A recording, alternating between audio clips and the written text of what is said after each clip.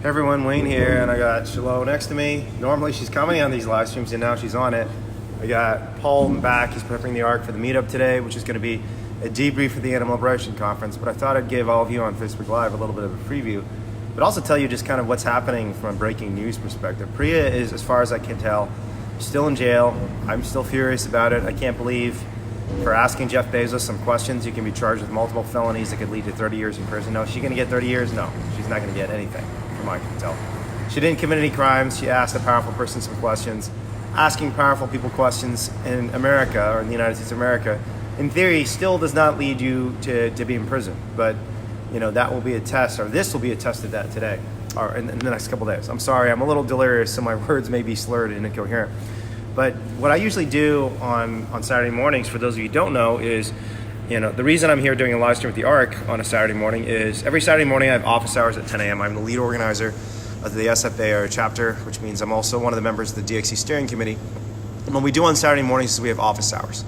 And anyone in the chapter, frankly, anyone, period, can just come in and ask whatever questions they have. If they have a concern about something, this is a time for them to express that concern. We also have, a chapter members group that I broadcast the live stream into, and I encourage people to ask any questions, comments, criticisms. So at any point during this live stream, because this is our chapter members' time, if I have to leave the live stream and respond to chapter members, I might have to shut this one down and talk to our chapter members, because this is our chapter members' time. But this is just one of the many mechanisms of transparency we try and create. I just see Susanna Soto wrote, "Good morning, mister." So she wrote, normally the chapter member live streams are confidential. They're only for chapter members. But I'm going to assume Susanna is okay with me sharing this particular question she just asked in the chapter member group, because she wrote, "Do you know what we were having for brunch today at the Animal Rights Center?" And I actually don't know. I was wondering this morning. Something good. Something good. All right. It's something good. I'm hoping it's biscuits and gravy. I mean, they have delicious stuff here. And actually, I just got a text message from Matt Johnson. Well, this is pretty frustrating, folks. So I literally just got word by text message that the court that indicated Priya should be released tomorrow did not send over paperwork for Priya's release until 1 a.m. in the middle of the night. And that means that Priya probably won't be released until later this afternoon or evening. She is taken off the list of people who are currently in custody, which is strange because as far as we know, she's still in custody. But we're hoping that Priya will be released later today. But Priya's arrest for challenging and questioning Jeff Bezos is one of the important lessons of the Animal Liberation Conference, which is that when you challenge power, you have to be willing to sacrifice. You have to be willing to bite the bullet. And, you know, I'm going to talk about 3 events that happened during ALC that blew me away. One was the appearance and the presentations by Dr. Bernard Lafayette, the nonviolence trainer of the Civil Rights Movement. The second was keynotes by Glenn Greenwald and Amy Goodman, 2 of the pioneering journalists of our age. And the third was obviously the events on Monday. But I'll talk about each of these 3 events, and I'll try and give you a sense of what I learned and why these events were important, not just for the ALC, not just for DXC, but frankly for the history of the entire animal rights movement. But first things first, Bernard Lafayette talked about, he was asked a question, you know, how did you all decide how much you wanted to invest into the civil rights movement? How did you know how much you were willing to give for the civil rights movement when you were fighting these battles in Birmingham and Montgomery and Mississippi, the Freedom Summer, the Freedom Rides, you know, the March on Washington? And the answer he gave, which was a little shocking to many, and frankly including me, is we just gave it all. Many of us sacrificed everything.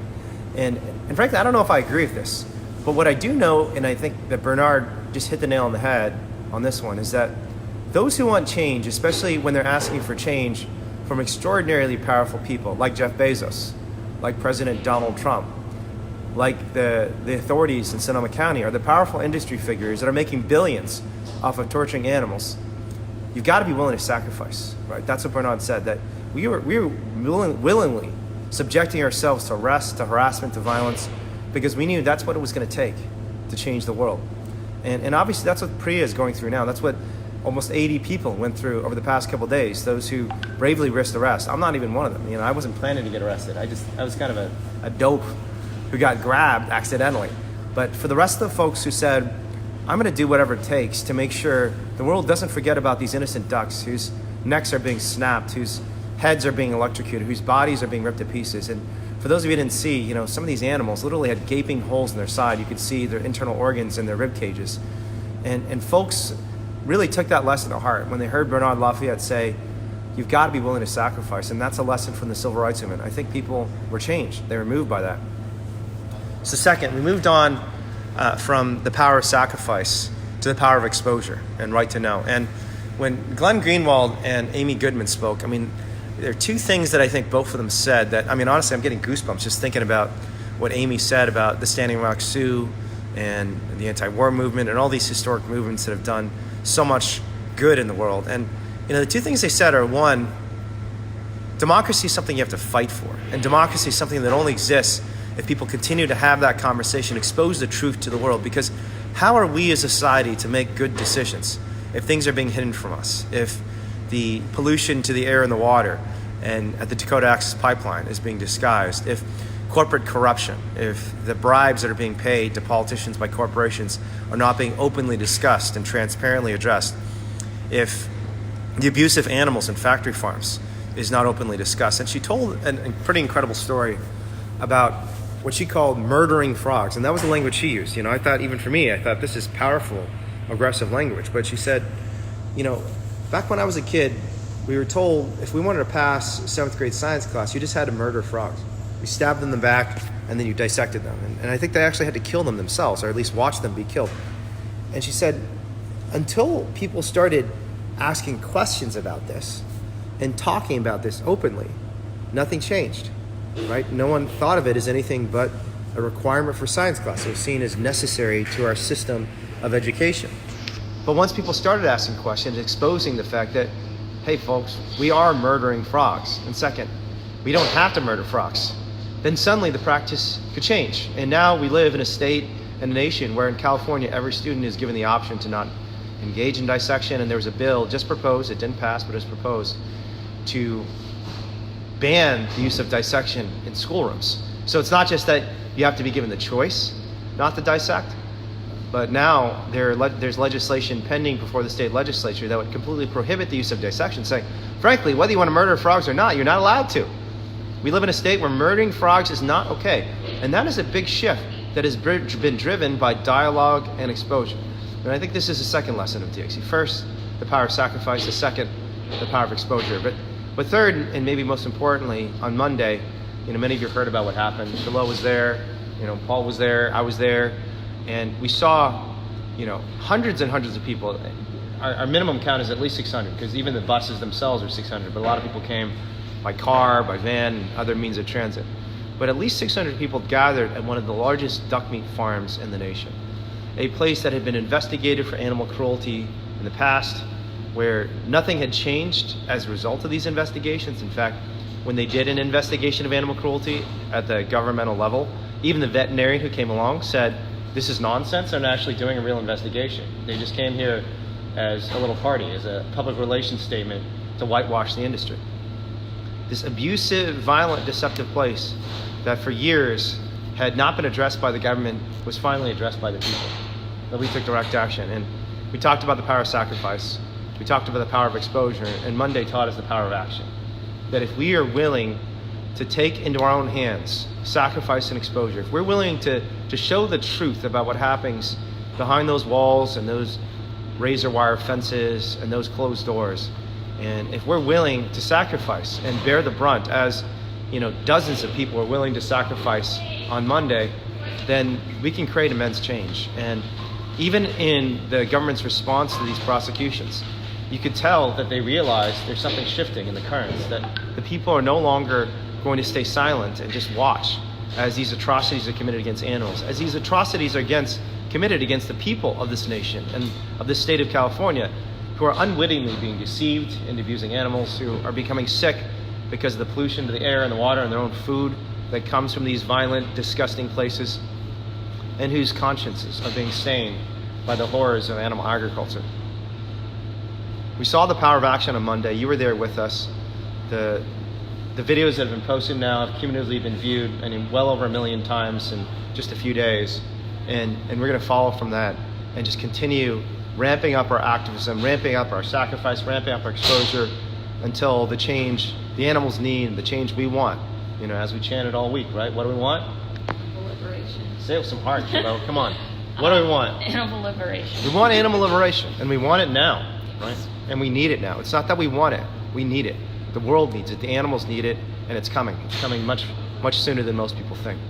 So if anyone's got any questions, I see on our chapter member chat, again, I started this live stream by just talking about how at DXC, unlike animal agriculture, we believe in transparency and accountability. So one of the things we do is we do these live streams on Saturday mornings, usually only internally within the chapter member group, to see if anyone has any questions or criticism or concerns. And it's no holds barred. You can say whatever you want. If you want to say, I've got a bad haircut today, feel free to say that.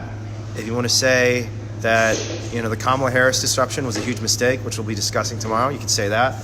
If you want to say you think the DXC logo is crap and needs to be completely redesigned, you can say that. Say whatever you want. And contrary to Jeff Bezos and animal agriculture, when people criticize us, we don't try to put them in prison. Do you think that's a good policy? Yeah. There you go. Shiloh Lafakis, our social media superstar, who's in real life here today. So those of you who didn't believe Shiloh is a real person, here's the living proof that Shiloh is real.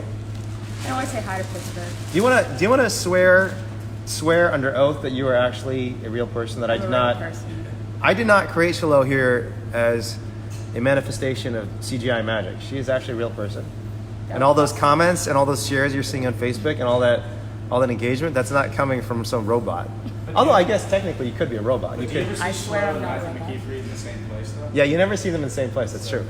So you got to come if you want to find out whether Shiloh and Matthew McKeefer are both real people. There's only one place you'll know, at least today, that they're both real people, and that's at the Animal Rights Center in Berkeley, California. So there's pictures of us together. There's pictures of you together too. All right, never mind. I thought that was the only proof, but Shiloh just proved to me that I know very little about the world of social media, and there's apparently other pictures. Pretty busy. I've been pretty busy. So Amber's asking, can I talk about Priya? Priya has been in jail now for over 48 hours. She was arrested on Thursday. Or no, less than 40 hours. Almost 48 hours, because she was arrested on Thursday afternoon and has now been in custody from Thursday through Friday through Saturday. I know she's got a book. She's reading her book. And she seems like she's in very good spirits. Her family's very concerned. These charges are absolutely absurd. But again, this is just a testament to what happens when you challenge power in this country. And I just want to point out that if you or I, if someone came in here today and disrupted me, if Shiloh decided, I'm not really happy with Wayne today, I'm going to interrupt him. I'm going to interrupt his live stream. Even if she just put her hand, Shiloh, put your hand and block this live stream. Oh my God, everyone, I'm being disrupted. No. All right, so, that was upsetting, right? It was upsetting to get disrupted a little bit. But Shiloh, you know what? I'm not going to put you in prison for 30 years. I appreciate that. She's very grateful because at DXC, when someone disrupts us or asks us some tough questions, we don't put them in prison for 30 years. But we live in a society where if you are wealthy and powerful enough, and you could just see in Jeff Bezos' face, I mean, this is the most powerful, arguably the most powerful, and certainly the richest man in the world, just this sneer he had on his face. Watch the video again and watch his face at the end, where he has this sneer that you dare defy me? You dare ask me questions? So first he sneers and then he smiles because he's satisfied that his security guards are his goons that basically grab Priya, are dragging her off. And it makes him happy that his power has been reestablished, that no one can challenge him. And it's just, this is not the sort of person we want running our country. This is not the sort of person we want managing the entire American economy. But Amazon is literally taking over the world. I have to confess, I buy Amazon products too. But I think the solution is we have so much corporate power held in the hands of so few, we got to break them up. Or frankly, we have to nationalize these companies. I mean, so if you know Amazon's theory of change, Amazon has a theory of change too. Shamal just walked in. I know Shamal's pretty pissed about this Amazon stuff too. Shamal, there are 2 times I've been absolutely furious to the point that I wanted to punch something. Not punch someone, I'm not there yet. The first time was when I saw Tom and I saw the birds at Reichart. I was so angry, if I had a wall near me, I would have just punched it. I was so angry about how the police responded. And the second was when I heard the charges against Priya. I just could not believe it. But I was just talking about how Jeff Bezos controls, I should point at something instead of just nothing. But Jeff Bezos controls a $1 trillion company, and he controls a massive percentage of the retail market and more of it too. With AWS, they're controlling the cloud. With Amazon Prime, they're trying to take over digital content and media. And he owns the Washington Post, one of the 3 largest newspapers in the world. And there's no democratic accountability at all. It's just one guy making all these decisions for billions of people. And he doesn't understand how corrupt that is. I mean, even if he were a good person who were trying to do right by everyone, that is still profoundly wrong, right? Like, it's not my right to tell Shiloh what to do or you what to do. I don't have the right to control everything you're doing, but Jeff has this immense control over so many people in this nation and this world, and he's completely unaccountable. And not only is he not accountable, he doesn't seem to care or recognize that he has this immense power that is completely unaccountable. So this is a bigger problem, folks, and the agriculture sector is just one example of this concentration of power in the hands of a small number of people. But the good thing is, it also means we have allies. You know, people like Amy Goodman and Glenn Greenwald are recognizing that, yes, food is one of the big manifestations of a bigger problem, which is too much power in the hands of a small number of people. Anyways, I'll let you go now. Do you have anything you want to say?